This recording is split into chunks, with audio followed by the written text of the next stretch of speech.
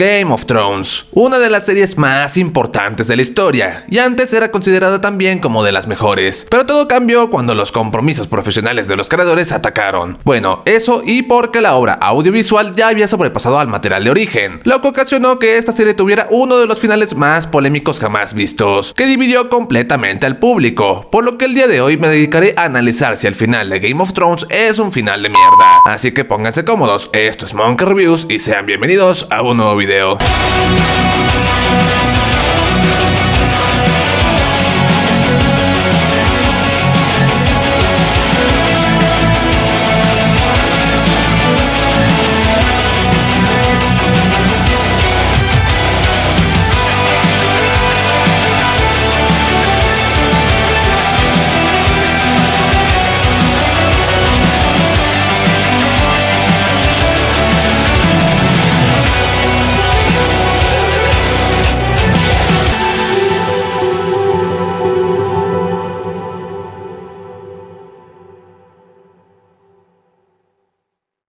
En este tipo de videos hago un análisis de la obra en general para determinar cuál fue el mayor punto de declive de la serie o por qué se considera que decayó o que el final no estuvo a la altura. Así que vamos a darle. Como sabrán, Game of Thrones es una serie de drama político y fantasía medieval creada por los amigos T.B. Weiss y David Benioff, dos grandes fans de la saga de libros Canción de Hielo y Fuego, el material original creado por George R.R. Martin. De hecho, se conoce la historia que para que George dejara al par de cineastas a adaptar su obra, les cuestionó acerca de la madre de Jon, y al contestar correctamente el nombre del personaje, Jorgito aceptó a que los amigos se enfrascasen en la obra. Esta serie comenzó en 2011, y con cada capítulo y cada temporada iba ganando mayor popularidad. La trama de la serie contaba varias historias diferentes divididas en las mayores casas nobles de Westeros, país ficticio donde ocurre la serie. Aunque bueno, no solo en Westeros, sino que también llegamos a visitar otros continentes. A grandes rasgos, la historia se centraba en un grupo de familias nobles quienes se encontraban en bastantes luchas y estrategias políticas para conseguir poder, y así conseguir algún día el tan anhelado trono de hierro y gobernar los 7 reinos y demás feudos del continente. No obstante, a pesar que esta trama se mantenga como la trama central, la serie contaba con algunas subtramas que al principio se alejaban bastante del conflicto principal. Una de estas es la de Jon Snow, un joven bastardo sin la capacidad de heredar u obtener alguna otra gratificación por parte de su familia, quien se une a la Guardia de la Noche para encontrar el honor que tanto busca. Aunque al llegar se da cuenta que este sitio no es tan glamuroso como pensaba, ya que la Guardia está compuesta de pura gente mala que no aceptó ser encarcelada o algún otro castigo que atentara con su integridad física, como son ladrones, asesinos y violadores, así como que tampoco son tan honorables como él pensaba, ya que estos tipos no se encuentran nada comprometidos con su labor y tienen un fuerte racismo contra las comunidades que viven más allá del muro. Y en este lugar Jon también descubriría una amenaza tan grande que no solo la Guardia peligraría, sino todo el mundo sin importar quién se siente en el trono. Otra de las subtramas es la de Daenerys Targaryen, quien resulta que su padre fue el conocido Rey Loco, un señor que hizo cosas bastante horripilantes durante su mandato, y fue derrotado en la guerra conocida como la Rebelión de Robert, donde todos los de su linaje fueron exterminados, esto a excepción de los hermanos Viserys y Daenerys, quien esta última apenas era una recién nacida cuando pasó todo esto, y toda su vida creció escuchando las historias de su hermano de cuando los Targaryen gobernaban y todos los amaban, esperando algún día recuperar el trono que debía ser suyo por derecho, aunque el camino para esto será bastante complicado, y Daenerys tendrá que pasar por bastantes dificultades, involucrándose más en el contexto político en el que se encuentran varias ciudades del continente donde ahora habita. Podremos decir que estas son las 3 tramas principales, y cada una de ellas tenía un propio protagonista. En la trama de esos, esa era Daenerys, en la trama del muro era Jon, y en la trama del reino varía dependiendo de la temporada. En la primera fue Ned Stark, en la segunda y tercera se reparte entre Tyrion y Robb, y en la cuarta el protagonista fue Tyrion. Y de estas 3 tramas, cada una tiene mayor importancia que la otra dependiendo de la temporada. En las primeras 3 podemos decir que la trama del reino es la más importante, y en la cuarta fue la trama del muro. La serie durante toda su emisión tuvo la fortuna de ir en ascenso, siendo cada temporada mejor y más vista que la anterior. Y es que si bien al principio algunos no pueden estar convencidos con la serie, el ver en el penúltimo episodio de la primera temporada que mataran a quien nosotros creíamos como el protagonista fue un momento bastante choqueante, y a partir de aquí el shock iría incrementando. La segunda temporada estuvo llena de aventura e intriga, así como tiene también la primera gran secuencia de batalla como lo fue fue la batalla de Bahía de Aguas Negras, donde nos deleitaron con un gran despliegue técnico y visual. La tercera temporada magnificó todo lo que vimos en la primera, y nos dio uno de los más grandes plot twists de la historia de la televisión, la boda roja, tan bien dirigida, tan bien montada y musicalizada, y las muertes tan brutales que hizo que todos nos quedáramos impactados. Para la cuarta, la serie ya se había consolidado y había alcanzado su peak. Todas las tramas a este punto eran bastante interesantes y aportaban a la narrativa general. Yéndonos de norte para sur, tenemos a Jon regresando al Castillo Negro y haciendo los preparativos para la batalla contra los salvajes, enfrentándose en medio a los hermanos traidores en el Torreón de Craster, donde Bran, quien ahora controla mejor sus poderes, estuvo a punto de verse frente a frente con Jon. Y todo esto para concluir con todo un capítulo entero centrado en el muro donde vemos la batalla del Castillo Negro, el capítulo titulado Watchers on the Wall, así como tenemos el primer vistazo al Rey de la Noche y a Bran encontrándose con el Cuervo de los Tres Ojos. Bajando a Winterfell tenemos a los Bolton gobernando el norte sometiendo a Theon. Luego tenemos a Arya viajando con el perro para encontrar un familiar, mientras Brienne sigue su rastro junto a Podrick hasta llegar a tener su tan recordado combate contra el perro donde presuntamente acaba con su vida. Y en la capital tenemos la boda de Joffrey, donde los fans por fin tuvimos algo de satisfacción al ver a Joffrey morir, aunque durará poco, porque todos comenzaron a confabular para culpar a Tyrion, teniendo uno de los mejores momentos de toda la serie, el juicio de Tyrion, donde demuestra una magnífica interpretación, así como también tenemos grandes momentos como la batalla de la serpiente contra la montaña y el escape de Tyrion acabando con su padre, mientras que del otro lado del mar tenemos a Daenerys, quien se vio estancada en Bahía de Esclavos y pronto comenzó a perder parte del progreso que había logrado. De verdad es que nada en esta temporada tiene desperdicio, y por eso digo que llegó a su peak. Pero a partir de la quinta temporada es donde comenzamos a ver las repercusiones de que el viejo George no escriba tan rápido como nosotros quisiéramos, haciendo que los encargados de la serie tuvieran que empezar a improvisar y hacer lo que ellos piensen que es el camino correcto a seguir. Aquí tenemos el primer punto bajo de la serie,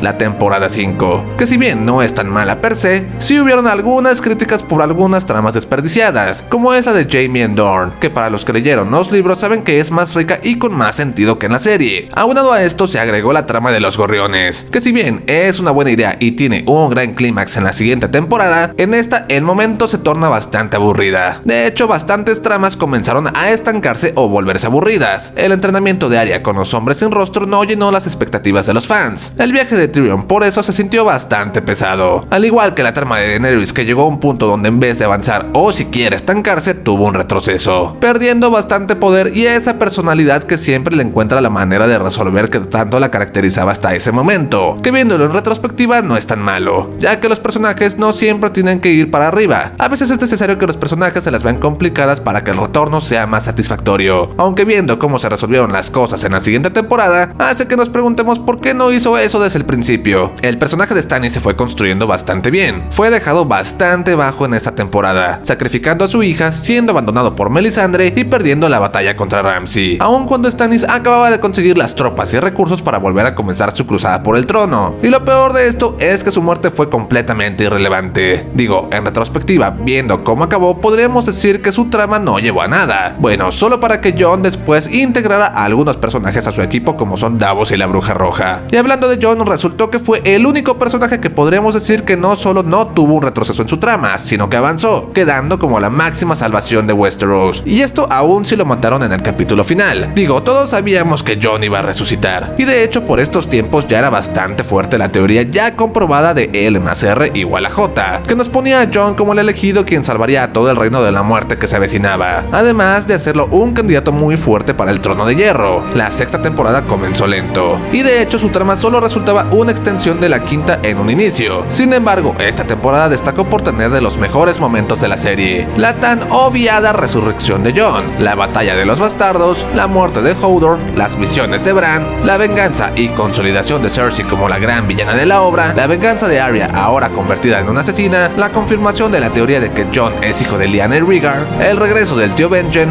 la muerte de Rickon, el regreso del perro y Daenerys por fin habiendo logrado la paz en Bahía de Esclavos para cruzar el mar angosto para incluirse en el conflicto principal de la serie. Y bueno, de hecho el último episodio de esta temporada es considerado para mí y para muchos como el mejor episodio de toda la serie. Todo ese montaje con Night of the Seven de fondo y todas las revelaciones y momentos impactantes nos dejaron un gran hype para las últimas dos temporadas, que se nos anunció que sería como si viéramos el final en dos partes. Y es así que entramos con la séptima temporada. Esta temporada se siente como si tuvieras todos los juguetes que siempre has querido, pero una vez en tus manos no supieras cómo jugar con ellos. Me refiero que ya todas las piezas estaban puestas. Sin embargo, la serie parecía carecía de algo. Las interacciones entre los personajes no se sentían naturales. Las estrategias y personalidades de algunos personajes dejaron que desear, y las decisiones tomadas y cómo se llevaron a cabo dejaron de tener lógica. En esta temporada tenemos el deceso de uno de los grandes villanos de la serie, Meñique, a quien lo metieron en una trama donde buscaba crear caos a través de poner a pelear a las dos hermanas Stark, que al final, como sabemos, no resultó y solo sirvió como una especie de relleno para sacarse este personaje y que no se les dificulte las cosas de más a los escritores, ya que se encuentran a las carreras por cerrar esta serie. No se me hace verosímil que Meñique, sabiendo que está gestándose una guerra entre las mujeres más poderosas del mundo, decida quedarse a orquestar un juego interno que todos sabemos que no llevaría a ningún lado, aún de haber resultado su manipulación. Creo que lo más verosímil para el personaje era intentar acercarse a Daenerys y aconsejarla para ganar poder. Por otro lado tenemos a Tyrion, quien desde hace ya 2 temporadas dejó de demostrar eso por el cual es tan valioso y fue tan reconocido en la serie, su inteligencia, no habiéndole salido nada de sus planes y estrategias, distando mucho de ese Tyrion de la segunda temporada que en cuanto llegó a la capital se puso a jugar con todos los hombres poderosos para manipularlos, pero sobre todo para mantenerse a salvo de ellos. Digo, es natural que todos los personajes sean perfectos, y de hecho la fortaleza de Tyrion era la estrategia política, más no la estrategia militar, pero aún así no hubo un momento donde hiciera alguna jugada que favoreciera a la Khaleesi. Tyrion era el personaje perfecto para llevar a Daenerys a las grandes casas nobles que aún se encontraban neutrales para convencerles de pelear a favor de ella. El Tyrion de antes hubiera buscado desde el principio viajar hacia el norte para aliar a la casa norteña, ahora que sabe que los verdaderos Stark, y de los cuales más odia a Cersei, han recobrado su hogar, y de hecho más sabiendo que él estuvo casado y fue el único que trató bien a la nueva matriarca de los Stark. Y siguiendo hablando de estrategia, de hecho no recuerdo una sola cosa que haya hecho Varys en esta temporada. Como les dije, Daenerys tiene a gran parte de los mejores personajes de su lado, pero salvo unos cuantos, nadie hace nada para destacar o para aconsejar bien a la Khaleesi. La expedición hacia el muro, que si bien reunió a grandes guerreros queridos de la serie, fue un capítulo bastante tonto en cuanto a guión, sirviendo únicamente para que el Rey de la Noche obtuviera un dragón y para que ahora sí todos se enfoquen en la amenaza del norte. Y la relación entre Jon y Daenerys, que si bien era bastante esperada por varios fans de la serie, peca de lo mismo. No se siente nada natural, pareciendo más una telenovela donde los dos se enamoran a primera vista, sin hacer introspección y solo están porque ahora son los protagonistas y sabemos que ambos son familia, y así habrá más oportunidad de aprovechar del incesto. Lo único que de verdad me sorprendió de esta temporada fue la secuencia final, donde el Rey de la Noche destruye el muro y se encuentra más que listo para traer el largo invierno a Westeros. Y bueno, llegamos ahora sí a lo que nos truje, la octava fucking temporada, que tiene una estructura muy básica. El primer capítulo sirve para poner a todos los personajes en el mismo lugar, el segundo para ver los últimos momentos de calma y algunos reencuentros antes de la gran batalla, el tercero es esa supuesta gran batalla que supuestamente definiría el destino del mundo, pero que sabemos que al final solo significó un obstáculo más, el cuarto episodio para sentar las bases para el último enfrentamiento por el trono, y en el quinto tenemos el plot twist que más indignación causó en toda la serie para cerrar con un sexto capítulo todo insípido, sin significado y sin respetar los arcos de los personajes. Pero bueno, ¿qué pasó aquí? Y antes de contestar esa pregunta me gustaría hacer un pequeño resumen del recorrido de Jon Snow. Él comenzó como un don nadie, alguien de quien nadie daba un peso por él, ni siquiera el espectador, y fue enviado a lo más al norte civilizado que se conoce,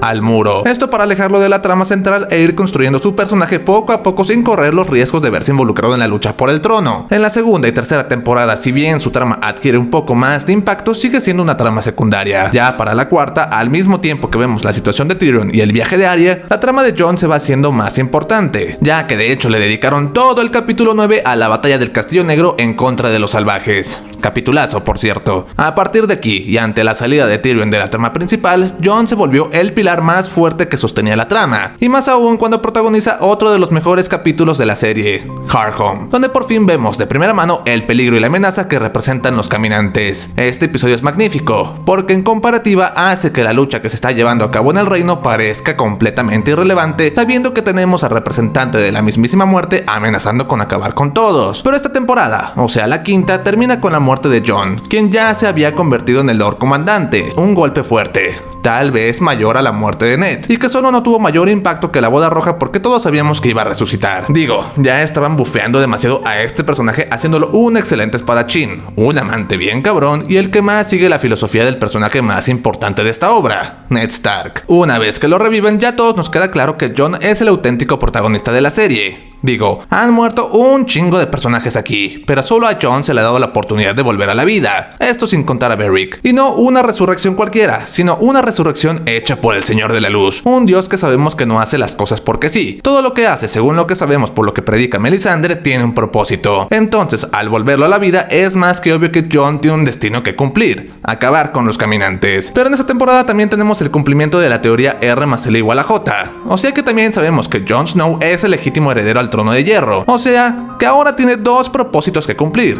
derrotar a los caminantes y quedarse como rey. Que bueno, yo sé que la serie nunca ha sido tan complaciente y que George Martin nos auguró un final agridulce, pero entonces se le debería de dar un final a la altura del personaje y la construcción que este mismo tuvo. Puede parecer hiper fan de Jon Snow a estas alturas, pero la verdad es que ni siquiera es mi personaje favorito, es Tyrion. Aunque como saben, también me decepcionó su camino luego de irse de la capital. ¿Recuerdan todas las veces que se dijo en la serie que al final no importaría quién gobierna si todos están muertos? Bueno, pues al final esta frase resultó más insignificante de lo que nos prometían. Y es que si bien el capítulo de la larga noche fue muy bueno a nivel técnico, sin mencionar la pinche oscuridad que no deja ver nada, este episodio debió ser el último o el penúltimo, no el de mitad de temporada. Y para molarle, Jon no hizo absolutamente nada. Digo, obviamente sí estuvo presente en la batalla, pero ninguna de sus acciones fueron significativas para la derrota del Rey de la Noche. El protagonismo se lo robó entero Arya, que sé que es un buen personaje, sé que es muy querido y de hecho era de mis favoritas hasta la temporada 4, pero también fue bufeadísima. Entiendo que el arco de Arya iba para convertirse en una asesina, y por ende tendría que culminarlo matando a un personaje importante, pero ese no era el Rey de la Noche. Ese, como dijimos, era del arco de Jon, y es que en su afán de ser impredecibles mandaron a la mierda todo desarrollo de personaje y coherencia de los arcos argumentales. Los White Walkers no son una amenaza pasajera, y el que revivieran a Jon al final se sintió un sin propósito, ya que no hizo nada en esta lucha, y para colmo tampoco se quedó con el trono, pero ahorita hablamos de eso. Los personajes que murieron en esta batalla fueron personajes irrelevantes, o que ni siquiera tenían un arco construido, o ya habían cerrado su arco argumental, como es el caso de Jorah Mormont, quien logró redimirse ante la Khaleesi. Se sintió más como una cuota de personajes que matar para que la serie siga teniendo ese realismo de güey, aquí la gente sí se muere en serio. Bueno, sin contar a Jon. El sacrificio de Beric fue otro método para bufear a Arya. Muchos personajes no tenían oportunidad contra los muertos y aún así sobrevivieron milagrosamente, como Jaime, Sam y el perro. Y al final, como dije, solo resultó ser una muy mala noche para los personajes principales, para ya luego preocuparse por lo verdaderamente importante: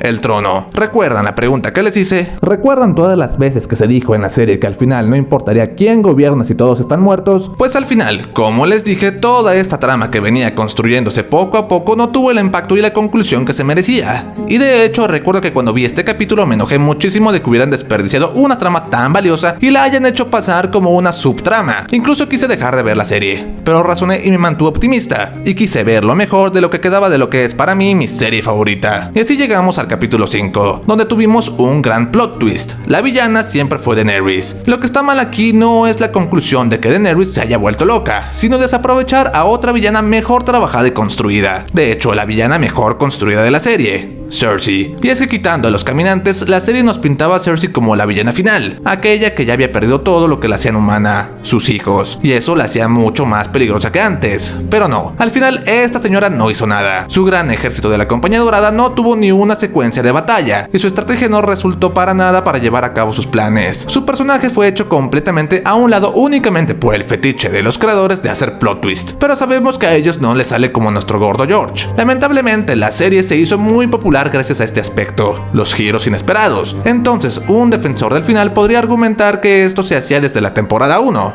pero no. A diferencia de acontecimientos pasados, esto no tuvo construcción alguna. No sé cuántas veces hayas visto la serie, pero si regresas a verla desde el principio te das cuenta que esos plot twists o momentos impactantes ya se venían gestando desde antes, no pasaron así nada más. De la muerte de Ned vemos que habían más elementos para que esto pasara así, como la manipulación de Meñique, la innecesaria búsqueda de Ned por la verdad y el honor, y la fuerte personalidad y convicción de Cersei. Por otro lado, si te pones a ver nuevamente la tercera temporada, te das cuenta de todo el descontento que Robb estaba causando en sus seguidores, el tema de su madre, que él se perdió completamente en su amor, y la falta de empatía con sus aliados. En retrospectiva hace todo el sentido que al final lo hayan traicionado y que la acribillaran junto a su ejército en un ataque a traición. Pero regresando, en esta ocasión no es que no estuviera justificado el cambio de actitud de la Khaleesi. Sabemos que es hija del Rey Loco y que a veces es demasiado impulsiva y emocional. Sin embargo, en los ejemplos anteriores tuvimos toda una temporada para desarrollar estos aspectos para que lo aceptáramos, y en esta ocasión no. Como aún habían muchas tramas que resolver, volver no se dieron el tiempo de crear la construcción de Daenerys para hacerla la villana final. Por eso se siente tan raro. Lo que quiero decir con esto es que no estoy en desacuerdo con la decisión de que Dany se haya vuelto loca, sino que no hubo tiempo para plantear todo esto, y de esto falecen las dos últimas temporadas. Todo querían hacerlo rápido, querían cerrar todas las tramas lo más rápido posible, y es que luego nos enteramos que D.B. Weiss y David Benioff ya tenían un acuerdo con Disney para dirigir la próxima trilogía de Star Wars, y después de 7 años trabajando en el mismo proyecto y al ser Star Wars una de las franquicias más rentables de la historia, era obvio que iban a aceptar. Entonces no se dieron el tiempo, me refiero a episodios para trabajar los cierres argumentales de cada personaje, y decidieron que lo mejor era hacer un mega desmadre para acabar rápido con personajes complejos que les hubieran dedicado mucho tiempo más de cerrar. Y cierto, ni siquiera estoy mencionando a Varys, otro personaje que sufrió mucho en cuanto a su desarrollo a partir de la 5ª temporada. Regresando a lo que dije del episodio 3, esto lo repite. Técnicamente el episodio fue bueno,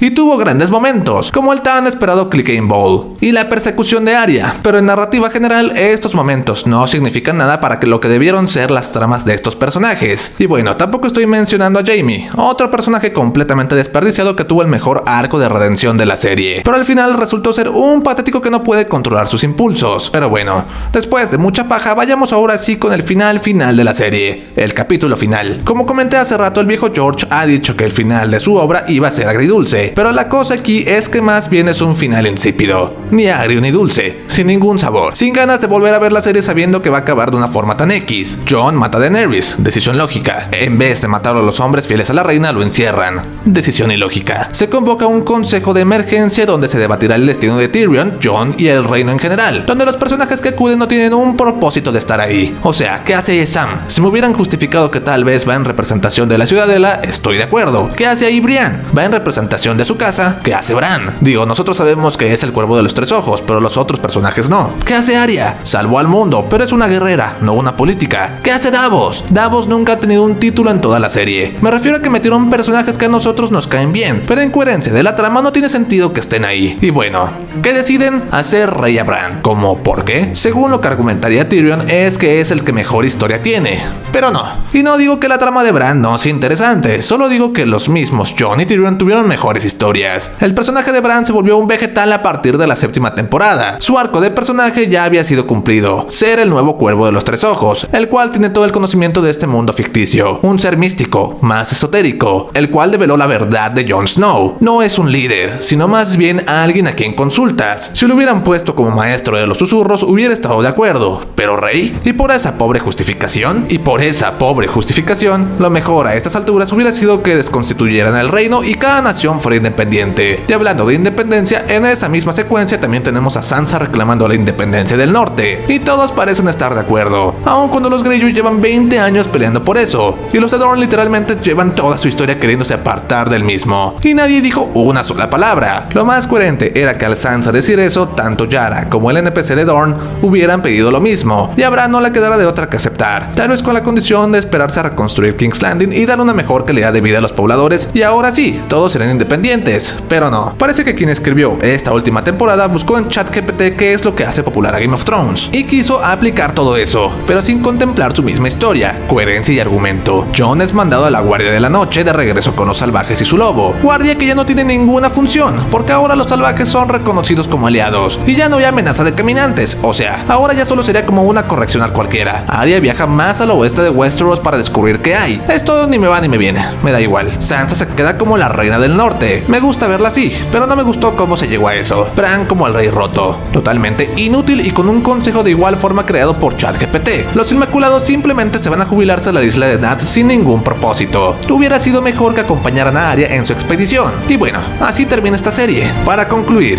el final de Game of Thrones es un final de pues claro que lo es, pero no solo por su final per se, sino por todas las decisiones que tomaron desde que se despegaron del viejo George. Diría que desde la 5ª temporada, aunque aún siguió teniendo buenos momentos, pero justamente se aprovecharon de eso, buenos momentos, momentos impactantes, dejando a un lado la coherencia y verosimilitud de la historia. Bueno, ya más tranquilo, debo decir que es muy fácil hablar en retrospectiva, marcar los errores de alguien una vez terminado el producto, pero lo verdaderamente difícil es crear algo desde cero. Claro que les debió haber costado trabajo seguir sin la guía de los libros, y todas las buenas decisiones como las malas se las debemos a ellos. Yo no hubiera podido hacer algo mejor. Aquí el problema fue el factor humano, la anticipación y la celeridad con la que quisieron acabar la obra, lo que costó que no hubiera un mejor estudio de personajes y tramas, y todos quedaran a medias. Si hubieran sido pacientes y se hubieran aguantado unas 2 temporadas más, la cosa hubiera sido diferente, aun si el final se mantenía igual con Daenerys destrozando todo. Lo que le afectó a la serie fue la ambición de querer algo más y no darse el tiempo de analizar bien. Pero bueno,